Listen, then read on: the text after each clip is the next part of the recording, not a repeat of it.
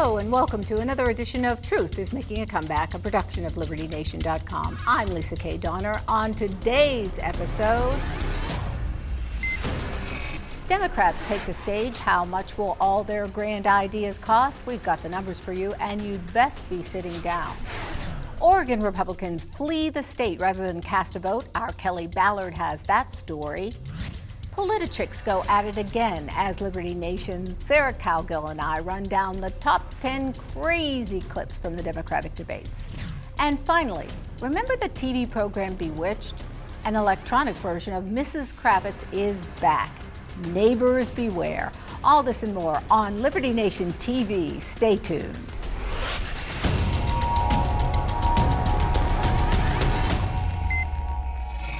Any way you cut it, political junkies got their fill this week as 20 Democratic candidates for president participated in a lively, if sometimes odd, debate. Actually, there were two debates over 2 evenings. Both aired on NBC and were held in Miami, Florida.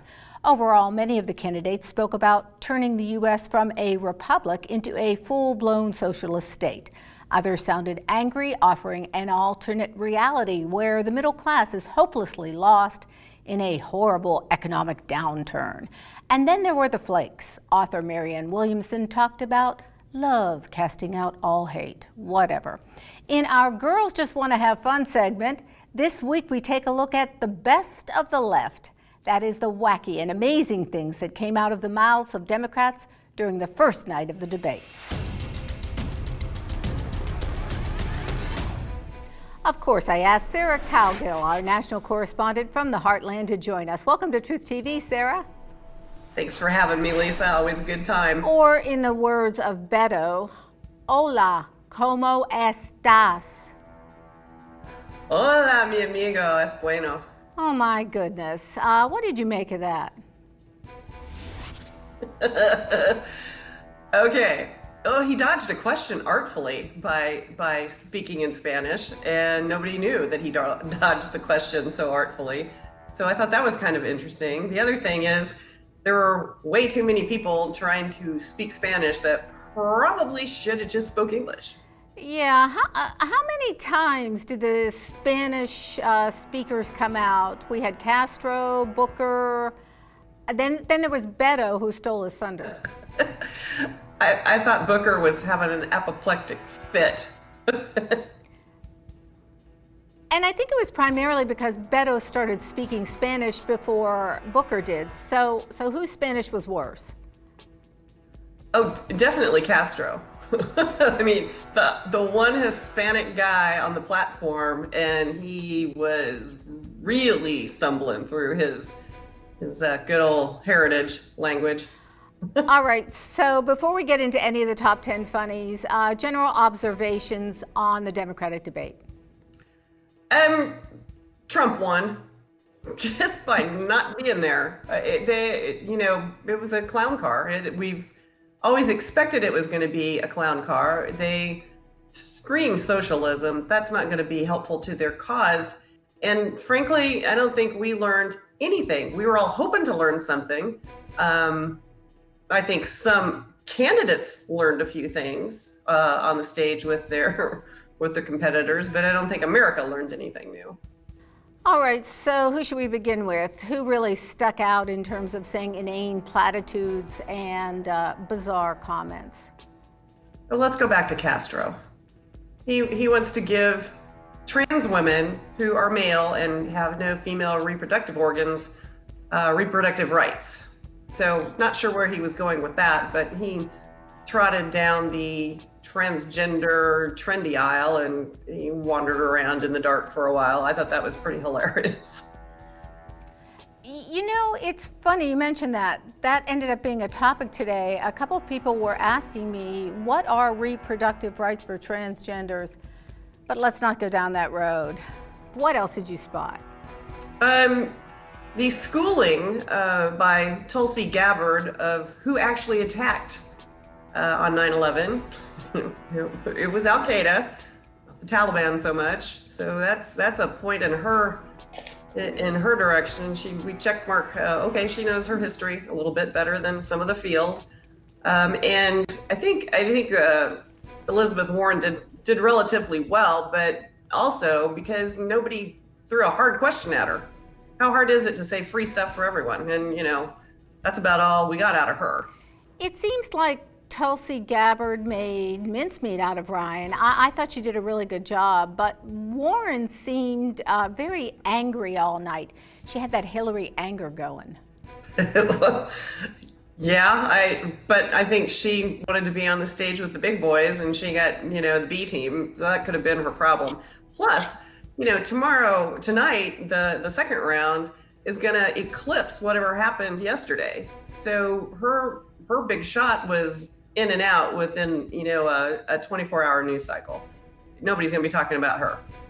Sarah, what did you make of Amy Klobuchar? She had the best line of the night. Well, at least the best applause line of the night when she said, all that Donald Trump does is sit in the Oval Office and gloat. And it was a big happy meter for the liberal left. But in actuality, it means he's sitting there gloating because he's accomplished so much. You don't gloat over something that you haven't done well. So I thought that was kind of ironic coming from Klobuchar. Then we had Cory Booker, who must have mentioned about 15 times that he lives in a poor neighborhood. Does he expect brownie points? I think he does, since he's, they're all railing against corporate America and the wealthy. So, heck, I mean, I could go toe to toe with him on living in, a poorer neighborhood than most, but I live in the Midwest, and, I could be living next door to a mansion in a shack, and it's no difference. We all just sort of enjoy that diversity, as they would say. Well, speaking of diversity, I thought it was interesting that de Blasio felt it necessary to tell a national audience that he's raising a son who happens to be black. What was the point of that? Actually, if I was his son, I might have been a little pissed. I don't think his son is old enough to be mad yet, but I have a feeling that down the road he's going to go, yo, what the hell? Are you just using me as a pawn? That's what I thought it was. Hey, let's talk about, I have a, Hispanic neighbor and I live next door to a Muslim and oh my God, my kid's black. Come on, just talk issues. Nobody talked issues. They avoided them, handily avoided them. Yeah, it sort of felt to me a little like I have a really good friend who's gay. Yeah, exactly like that. It seemed to be on the other side of the aisle. We had Chucky Todd and his bald spot, or his strange thing going on with his hair. Even my husband noticed. I don't know, is it a comb forward or a comb over? I mean, we're politichicks. We can talk about this. I don't know. I think it's a comb around, it looked like. Kind of a comb around. There's no camouflaging the shiny spot. And frankly, it looked like he might have stuck his head in the toilet bowl and flushed before he went on TV. That's just an opinion. I'm not sure that anybody else agrees with me. But yeah, that was a basic distraction. That and their technical difficulties that had everybody giggling and laughing.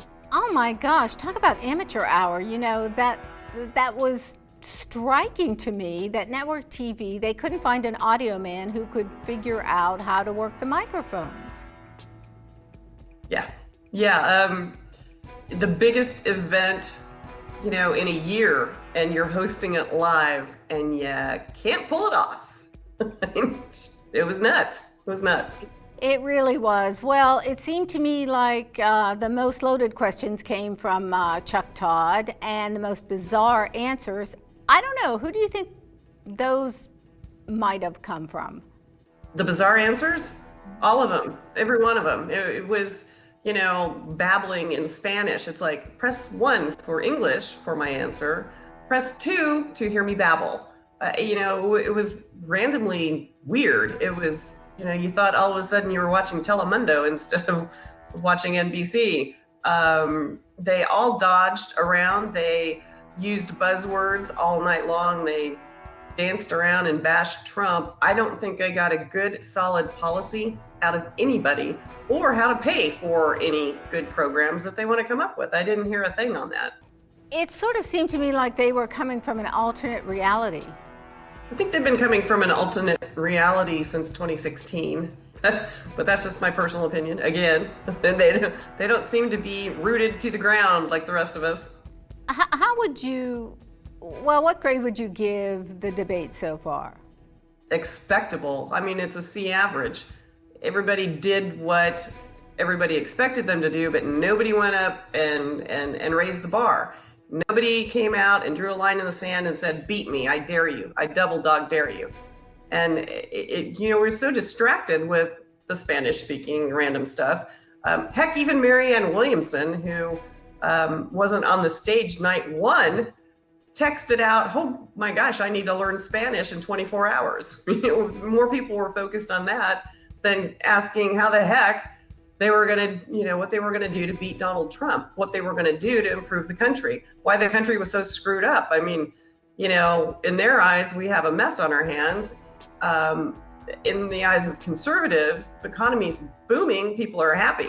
You had protesters outside, Cuban American immigrants, who were all over hanging signs up and right across from the venue, which was a performing arts venue. What better place to have a bunch of clowns performing for an audience at the performing arts venue? And they were hanging banners that said no socialism, no communism, we like capitalism. So I'm not really sure that night one or two went off without a hitch. But let's remember the economy, it's only working for the rich people. That's why we can't find a garbage man. All righty, thank you very much. Sarah, any final thoughts?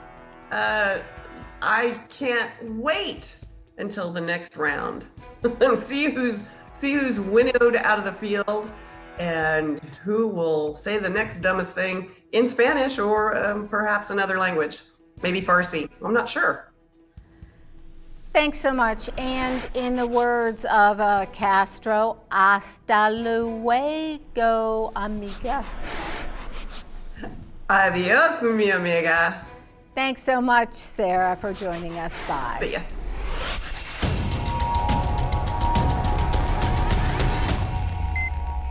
Republican lawmakers have a tough row to hoe in the state of Oregon in order to avoid voting on a cap-and-trade proposal that would dramatically lower the state's greenhouse emissions.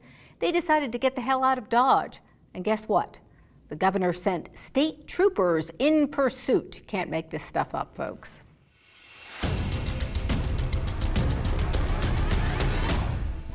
Joining me now is Liberty Nation's national correspondent, Kelly Ballard. Hello and welcome to Truth TV, Kelly. Hi, Lisa. Thanks for having me. Well, your article was wildly popular. People loved it. In a nutshell, can you tell our viewers what happened? Well, the Democrats wanted to pass a climate control type bill that would seriously hurt like loggers and truckers because it raises the gas prices and things like that. So because it's more Democrat controlled, there's 18 Dems to 12 Republicans. The only way to keep them from passing it was to leave, which they did. They left town and some even left state.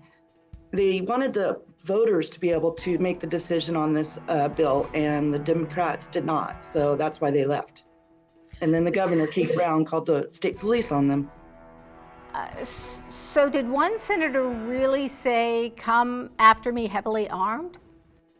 Yes, and I'm probably going to slaughter his name, but it was State Senator Brian Boquist. And he said, quote, send bachelors and come heavily armed. I'm not going to be a political prisoner in the state of Oregon. It's just that simple, end quote. Now, you say in your article that they've used this walkout method before. Yes, back in May, they used it to block a school funding package. And the standoff lasted about 4 days and ended after the governor struck a deal to table the legislation on vaccine requirements and gun control. So they've only got, right now, there's only 4 days left in the session, and they still have budgets to pass. And they did not show up this morning for this morning's meeting either. So this is still ongoing? Yes. And truckers made a big convoy and went through the state protesting this same legislation. So it's a pretty big thing to a lot of people in Oregon. So I guess it's still really the wild, wild west, at least politically. Correct. Yes. Yes. Thank you so much for joining us. That's Kelly Ballard, Liberty Nation's national correspondent. Thanks, Kelly. Thank you, Lisa.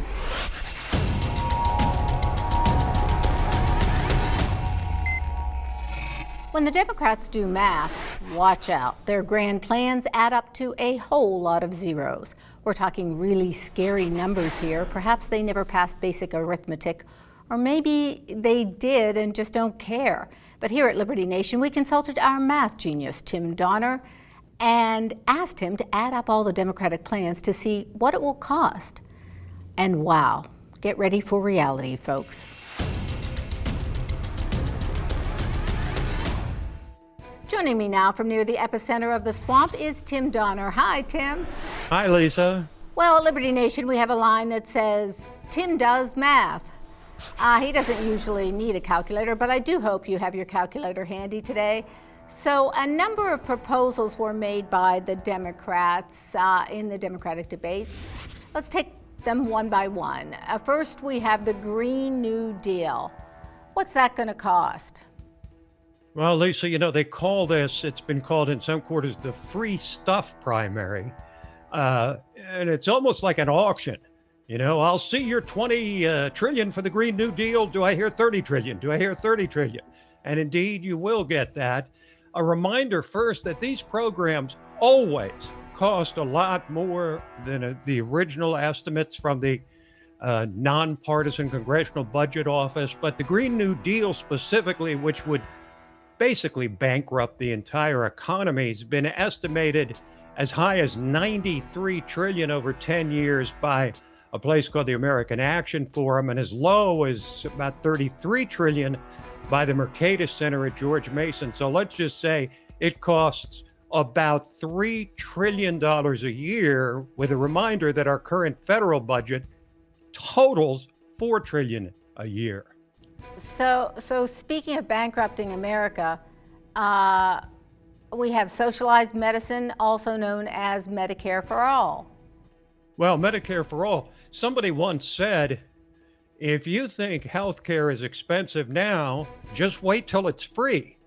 And of course, that's what the Democrats are proposing with a Medicare for All program, which would cost by estimates anywhere between, let's say, 14 and 32 trillion over 10 years.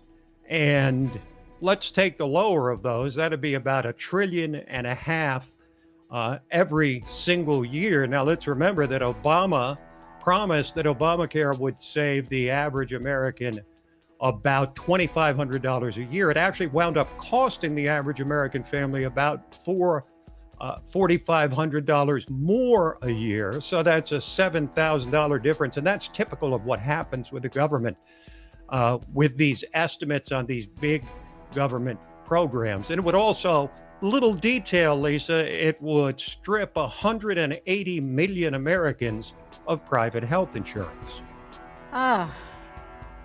In Beto speak, mucho ceros.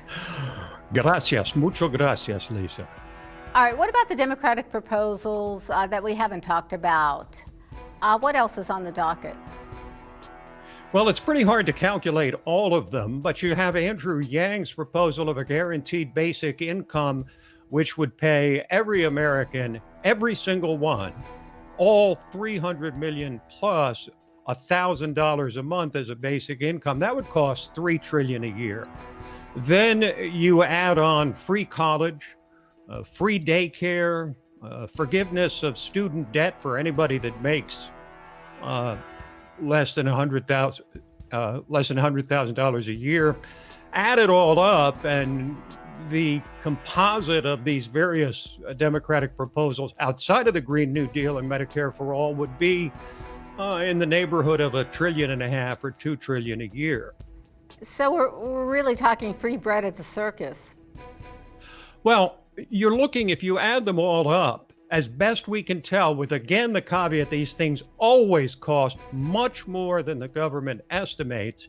You've got the Green New Deal at $3 trillion a year, the Medicare for All at $1.5 trillion a year, again conservatively, a guaranteed income proposal at $3 trillion a year, and all the others at about $1 trillion a year. You're talking $8 trillion a year added to the federal budget, although, of course, they claim that there will be savings in other places.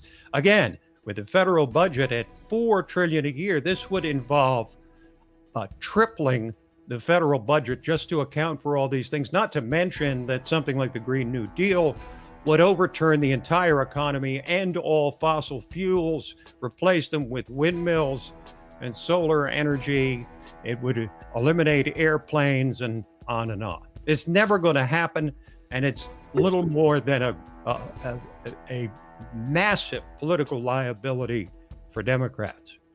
Now, we watched this together. Maybe I missed something, but essentially, they were saying they're going to pay for this by taxing people taxing people making $10 million a year. Yeah, that's the answer for everything in the Democratic Party. So the rich, tax the rich. Elizabeth Warren wants to tax wealth, which means existing the existing savings or investments, the total net worth of individuals, which is a whole new thing.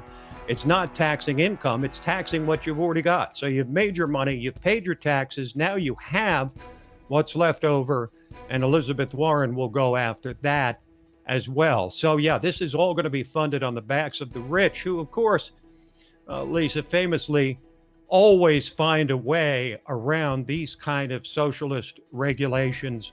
So basically what we're talking about is scrapping the entire economy and starting all over again. Do you have any sense, Tim, whether Americans are stupid enough to go for this? I think not. I mean, I always feel like the American people are a lot smarter than they give us credit for.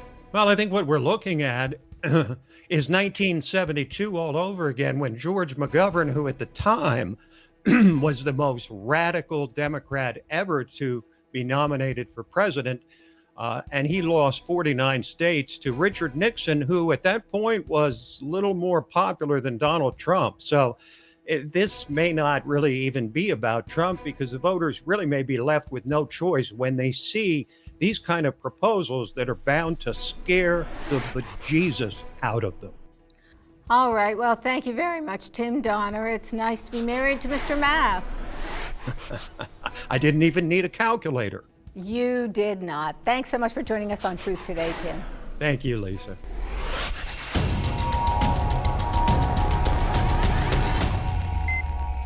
And now for this week's parting shot. In the classic 1960s TV show Bewitched, Samantha Stevens and her dim-witted husband Darren live in a typical suburban neighborhood patrolled by their nosy neighbor Gladys Kravitz. Snooping through the Stevens window, Gladys is witness to strange shenanigans which she tries to show her retired and bored husband Abner. But every time Gladys drags Abner to the window, there's nothing to see. Mrs. Kravitz's insatiable curiosity is iconic in American culture, but it appears Amazon is giving her a run for her money. The shopping giant is poised to take neighborhood snooping into the 21st century. And even the most trusting among us may find the company's latest plans deeply intrusive. Most Americans have given their privacy over to digital convenience, believing the exchange to be worth it. But there is something ingrained in the American consciousness that considers one's home sacred. It is a place where we feel safe from prying eyes, and thus any invasion of peace and solitude on the home front is regarded with, well, suspicion. If Amazon's plan meets with government approval, the hallowed home ground may be shattered and razed for all time. Filing a patent for delivery drones with the U.S. government, Amazon seeks to become a new and improved Mrs. Kravitz, but with a twist. The patent claims those who sign up for this new service will receive 24/7 surveillance of their home. The mega giant suggests this will be helpful to the homeowner in case of fire or theft. Better, the A drones will be able to capture on tape who is stealing Amazon goodies delivered at your doorstep. Oh, and it can check on the kids for you while you're at the office. Indeed, the proposed patent will serve as a high-tech alarm that should set off bells and whistles to those who want to maintain a modicum of privacy and seek to maintain their rights as a free people. According to RT.com, Amazon does grudgingly admit that filming a property might possibly require consent of other people residing at that location. You think? Their answer, geofencing. This would involve removing footage of neighbors and their property from the customer's video. As to how the high-tech company might accomplish this, well, that's a gray area. Or in the words of philosopher Irwin Fletcher from the movie Fletch, how gray?